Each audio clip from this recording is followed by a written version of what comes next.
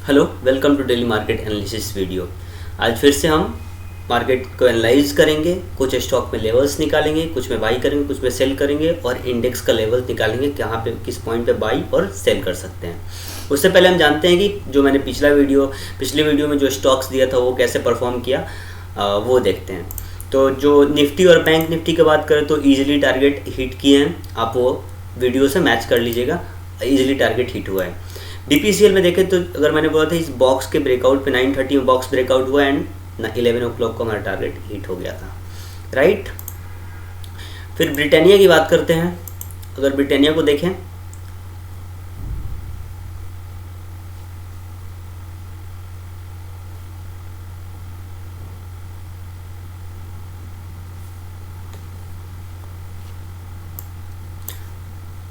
तो ब्रिटानिया में जो मैंने लेवल्स दिया था वो इजीली हिट हुआ, इवन उससे ज़्यादा ही मिला हमें प्रॉफिट।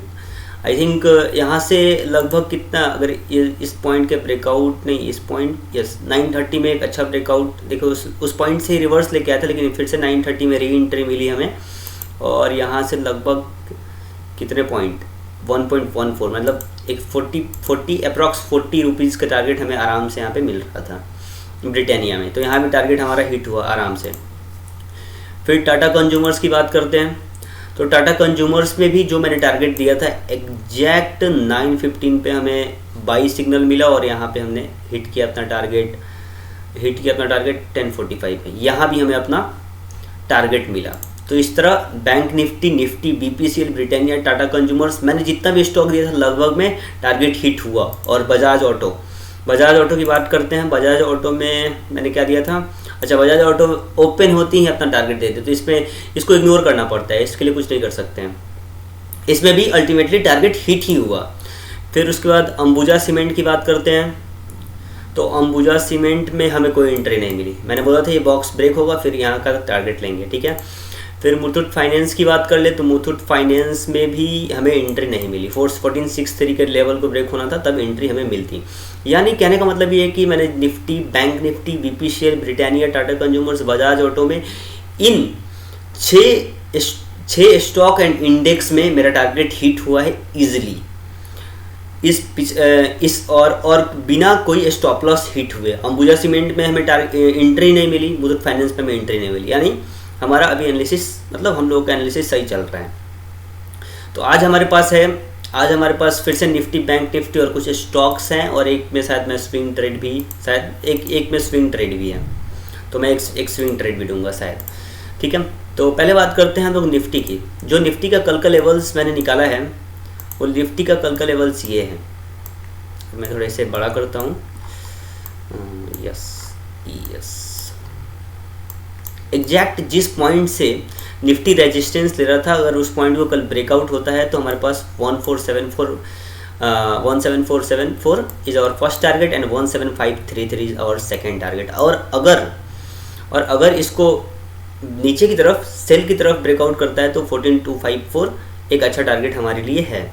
वैसे मार्केट का अभी कंडीशन जैसे मैं देख पा रहा हूँ, वैसे निगेटिव मोड में ही कल आई थिंक निफ्टी खुलेगा। I am not sure about this, but according to the some criterias, according to some things, I think ये कल निगेटिव नोट में ही खुलेगा निफ्टी। निफ्टी हो गया। अब बैंक निफ्टी की बात करते हैं। तो बैंक निफ्टी का भी मैंने लेवल्स बना रखा है। बैंक निफ्टी को अगर देखें तो एक pole and flag type of structure बना के रखा है। ये पोल एंड फ्लैग, ये फ्लैग हो गया इसका और ये पोल हो गया इसका, राइट। तो एक pole and flag type of structure बना के रखा है और यहाँ से यहाँ तक एक गैप है। तो मैंने बताया था, हर एक बार मैंने बताया कि गैप एक इम्पॉर्टेंट सपोर्ट एंड रेजिस्टेंस दोनों की तरफ वर्क करता है।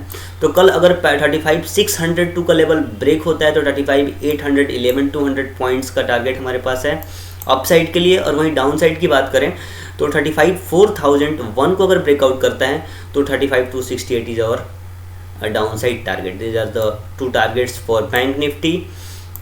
फिर मेरे पास है टाटा मोटर्स को अगर देखें 15 मिनट पे तो आप क्या देख पा रहे हैं कि ये गाया यहाँ से गिर गया, ठीक है। लेकिन यहाँ पे अब फिर से डबल टॉप का फॉर्मेशन हो रहा है। तो डबल टॉप का फॉर्मेशन तो हो रहा है, बट मैं इस पर बोथ साइड पोटेंशियल मुझे दिखा है, इसलिए मैं बोथ साइड के लिए दे रहा हूँ। लेकिन अगर कल 483.70 यानी 484 का लेवल ब्रेक होता है तो 488 इज़ आवर नेक्स्ट टारगेट, लगभग 1% के आसपास का टारगेट है, इज़ गुड टारगेट। अगर 479.80 यानी 480 ब्रेक होता है तो 475.60 का हमारे पास एक अच्छा टारगेट है टाटा मोटर्स में। वही बात करते हैं कोटक बैंक की। तो कोटक बैंक में भी 15 मिनट टाइम फ्रेम पे एक pole and flag type of structure आप देख पा रहे होंगे, ये उसका पोल हो गया and this is the flag. तो ये पोल अगर पोल एंड फ्लैग कल का ब्रेकआउट होता है और 1804 का लेवल साथ साथ ब्रेकआउट होता है तो 1822 is our next target in intraday. these all stocks and all index are for intraday, these all levels are for intraday, right? और अगर आप इसको स्विंग ट्रेड करना चाहते हैं कोटक बैंक में तो you can hold till 1862 with stop loss, right? Without stop loss आप स्विंग ट्रेड्स नहीं लेंगे और इवन कोई ट्रेड विदाउट स्टॉप लॉस नहीं लेंगे, ठीक है। बात करते हैं एक्सिस बैंक की। एक्सिस बैंक में भी सेम फॉर्मेशन हो रहा है यहाँ भी। यहाँ पे क्या आपको एक इंपॉर्टेंट पॉइंट मैं बताना चाहूँगा, यहाँ पे तो पोल एंड फ्लैग स्ट्रक्चर का तो फॉर्मेशन हुआ, लेकिन उसके साथ साथ फ्लैग का ब्रेकआउट भी हो गया है। अब फ्लैग का ब्रेकआउट होने के बाद जो फ्लैग का ब्रेकआउट हुआ उसके बावजूद आपको वेट करना है किस लेवल तक, 686.65 का अगर ब्रेकआउट होता है तो 693 is a good target for us in intraday, right? ये हो गया। फिर डॉक्टर रेडी इस लेवल को कितने 29 अक्टूबर से इस लेवल पे है। एक यहाँ से ब्रेकआउट, यहाँ पे आया, रेजिस्टेंस लिया, गिर गया मार्केट, फिर यहाँ आया, गिर गया मार्केट, फिर यहाँ गया, गिर गया मार्केट, फिर से वहीं पे आके बैठा हुआ है। यानी कितना टॉप बना दिया, ये कितना टॉप बनाया, first top, second top, third top, fourth top, 4 top इसने ये 4 टॉप बना चुका है। तो आपको मैं एक चीज़ बताता हूँ, जितना बार रेजिस्टेंस को प्राइस अप्रोच करता है और रेजिस्टेंस उतना ही वीक होते जाता है, राइट? तो अगर कल 4930.60 का लेवल ब्रेकआउट होता है तो 4980 is our next target and this is the good target. और अगर इससे भी ज़्यादा अगर कोई होल्ड करना चाहता है तो ये आपका नेक्स्ट टारगेट 5010 हमारा नेक्स्ट टारगेट होगा डॉक्टर रेड्डीज लैब के लिए। और फिर बात करते हैं SBI लाइफ में भी आपको दिख रहा है कि ये 27-28 अक्टूबर से वहीं सेम जैसे डॉक्टर रेड्डीज लैब में, देखिए डॉक्टर रेड्डीज लैब में जैसे हो रहा था कि यहाँ पे आ रहा था और फिर से गिर जा रहा था, रेजिस्टेंस पे आया फिर गिरा, फिर रेजिस्टेंस पे आया फिर गिरा, फिर उसका थोड़ा नीचे गया, फिर से थोड़ा अप्रोच नहीं कर पाया बट फिर से गिर गया, लेकिन फिर से रेजिस्टेंस पे और फिर बड़ा फॉल आया और अब की बार फिर से वो वहीं अप्रोच कर रहा है उसी रेजिस्टेंस लेवल पे। तो अगर कल ये मैं फिर से बता रहा हूँ कि जितना बार अप्रोच होता है रेजिस्टेंस प्राइस के द्वारा वो रेजिस्टेंस उतना ही वीक होते जाता है। तो आप देख रहे हैं कि कितने बार अप्रोच हो चुका है, 1 बार, 2 बार, 3 बार, 4 बार एंड ये 5वां बार अप्रोच हुआ है। तो अगर कल के दिन 1208.85 का लेवल ब्रेकआउट होता है तो 1219.15 is the best target for us in intraday. सो 1 2 3 4 5 मैंने स्टॉक्स दे दिया आपको और 2 इंडेक्स।